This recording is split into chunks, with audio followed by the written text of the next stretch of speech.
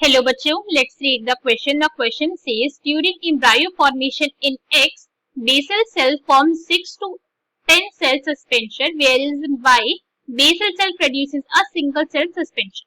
Terminal cell of X produces embryo except the radicle, whereas in Y it forms whole embryo. The cotyledon of Y is called. So question के अंदर हम यहाँ पे to cases discuss करेंगे, एक X का और एक Y का. एक्स के अंदर हमें बताया कि जो बेसल सेल होता है जो सस्पेंशन बनाते हुए कैसा था उसके अंदर 6 to 10 सेल्स प्रेजेंट होते हैं, मगर वाई सेल के अंदर जो यहाँ पे बेसल सेल सस्पेंशन बना रहा है वो एक सिंगल सेल का है. टर्मिनल सेल जो होता है एक्स का वो क्या करते हैं, पूरे का पूरा एम्ब्रायो बना रहा है मगर रेडिकल पार्ट को छोड़ के. मगर वही अगर हम वाई सेल की बात करें, जो वाई वाला हमारा यहाँ पे केस है उसके अंदर पूरे का पूरा एम्ब्रायो बन रहा है. अब हमें बताना है कि जो वाई होता है उसके कॉटिलेडन को क्या बोला जाता है. सो क्वेश्चन स्टार्ट करते हैं. हमारा सबसे पहले हम क्वेश्चन को सॉल्व करने का की कॉन्सेप्ट देखेंगे. की कॉन्सेप्ट, तो क्वेश्चन को सॉल्व करने का की कॉन्सेप्ट क्या है हमारा, कि हमें एम्ब्रायो डेवलपमेंट के बारे में पता होना चाहिए. ओके, एम्ब्रायो डेवलपमेंट हमें पता होना चाहिए कि एम्ब्रायो की डेवलपमेंट कैसे होती है. किसके केसेस के बारे में पता होना चाहिए, दोनों. हमें यहाँ पे पता होना चाहिए एंजियोस्पर्म के बारे में भी, कि यहाँ पे एंजियोस्पर्म की जो एम्ब्रायो डेवलपमेंट होती है वो कैसे होती है, और इसके साथ साथ हमें पता होना चाहिए जिम्नोस्पर्म्स के बारे में भी, कि जिम्नोस्पर्म प्लांट के अंदर एम्ब्रायो डेवलपमेंट किस तरीके से यहाँ पे होती है. अगर हमें दोनों पता है तो हम क्वेश्चन को सॉल्व कर सकते हैं. अब इसलिए हम एक डायग्राम के थ्रू इस पूरी कॉन्सेप्ट को समझेंगे. तो यहाँ पे हमारा डायग्राम देख सकते हैं. डायग्राम के अंदर टू प्रोसेसेस जो है वो दिखाई गई है. ये वाली जो हमारी डेवलपमेंट है ये किसकी डेवलपमेंट है, एंजियोस्पर्म की एम्ब्रायो की. ओके, इसके अंदर एंजियोस्पर्म का जो एम्ब्रायो है वो डेवलप हो रहा है, और ये वाली जो यहाँ पे डेवलपमेंट दिखाई गई है वो है जिम्नोस्पर्म प्लांट्स की, कि जिम्नोस्पर्म के अंदर किस तरीके से एम्ब्रायो की डेवलपमेंट होती है. तो अब यहाँ पे स्टार्ट करते हैं हमारा पूरे का पूरा समझने का कॉन्सेप्ट. तो इतना तो हमें पता है कि अगर एम्ब्रायो है यहाँ पे दैट मींस इससे पहले यहाँ पे जाइगोट वाली स्टेज बनी होगी. ठीक है, ये पॉइंट हम जानते हैं. तो एम्ब्रायो जो होता है यहाँ पे फर्स्ट डिवीजन शो करता है. पहली बार एम्ब्रायो था ये हमारा, बेसिकली ये क्या था, पहले यहाँ पे प्रेजेंट था जाइगोट. ठीक है, जाइगोट ने अब यहाँ पे डेवलपिंग जाइगोट को ये एम्ब्रायो कहते हैं, ये पॉइंट हम जानते हैं.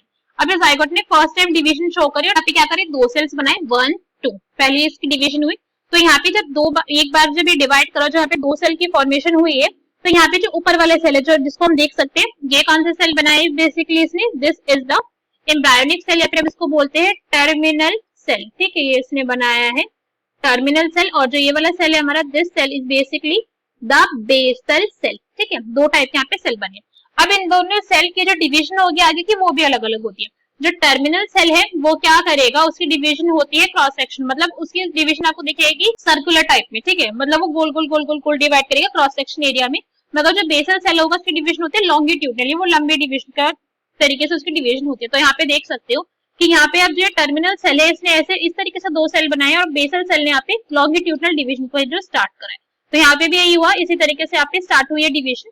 और यहाँ पे ये जो दिख रहा है ना कोई रीजन, ये जो बेसिकली ये जो रीजन यहाँ पे बना है इसको बोला जाता है सस्पेंसर. ठीक है, इस रीजन को बोलते हैं सस्पेंसर. सस्पेंसर क्या है बेसिकली, अब बोल सकते हैं एक तरीका का स्टॉक है जिससे जो एम्ब्रायो है वो अटैच रहेगा. ठीक है, अब इसके आगे यहाँ पे हम देख सकते हैं फर्दर डेवलपमेंट चलती है, अलग अलग स्टेजेस आती है. हार्ट शेप एम्ब्रायो बनेगा, ग्लोबुलर एम्ब्रायो बनेगा, और लास्ट में यहाँ पे मैच्योर एम्ब्रायो की फॉर्मेशन हो जाती है. मैच्योर एम्ब्रायो यहाँ पे फॉर्म हो जाता है. मैच्योर एम्ब्रायो के अंदर सारे के सारे पार्ट्स होंगे, और ये जो मैच्योर एम्ब्रायो है, ये जो मैच्योर एम्ब्रायो बना है ना, इसको पूरे के पूरे को बनाने का काम होता है टर्मिनल सेल का.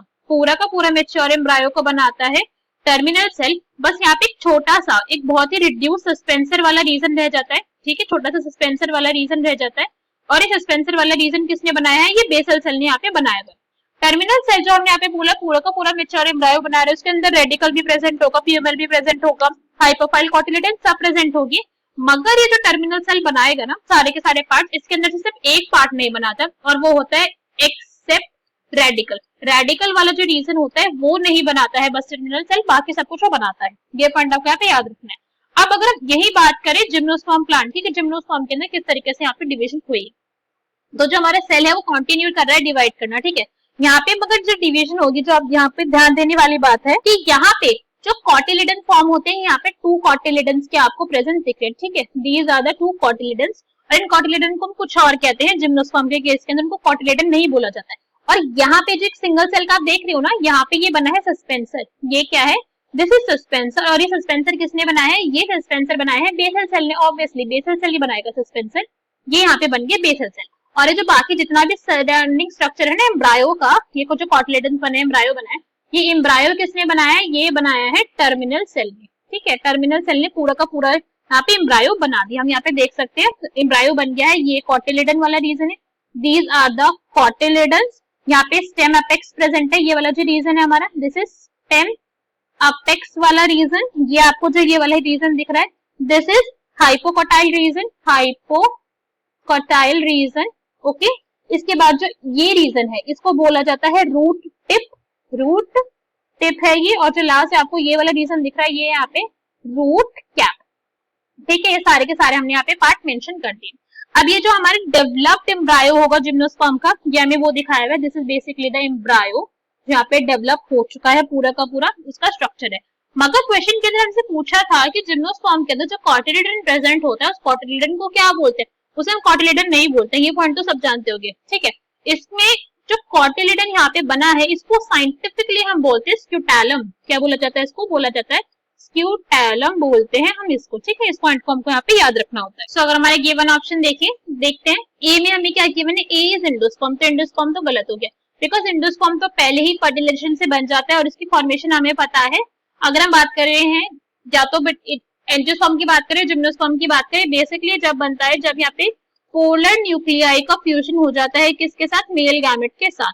तो ये जो हमारा मगर बात करें स्क्यूटैलम की, वो तो फॉर्म हुआ है किसके थ्रू? वो तो हमारा फॉर्म हुआ है कॉटिलेडन से, मतलब कॉटिलेडन वाला रीजन है जिसको टर्मिनल सेल ने बनाया था। तो ये तो गलत हो गया और ये हमारा रॉन्ग ऑप्शन है बिकॉज एंडोस्पर्म बन रहा है। बी पेरिस्पर्म, पेरिस्पर्म भी यहाँ पे गलत हो गया, पेरिस्पर्म भी नहीं है। पेरिस्पर्म बेसिकली में क्या होता है? न्यूट्रिटिव मटेरियल होता है जो न्यूसेलस के सेल्स के अंदर प्रेजेंट होता है। ठीक है, जो पेरिस्पर्म है वो तो हमारे न्यूसेलस से फॉर्म हो रहा, टर्मिनल सेल्स तो हो नहीं रहा। C is scutellum, this is correct. Last is अकीन, अकीन भी हमारा गलत हो गया बिकॉज अकीन अपने आप में क्या होते हैं? ड्राई फ्रूट को हम अकीन कहते हैं, अकीन, जिसके अंदर सिर्फ एक सिंगल सीड प्रेजेंट होता है, वन सीड ओनली वाले फ्रूट जो ड्राई है उनको अकीन बोला जाता है। So question का correct answer will be option number C, that is scutellum. I hope you understood the explanation well. Best of luck. Thank you.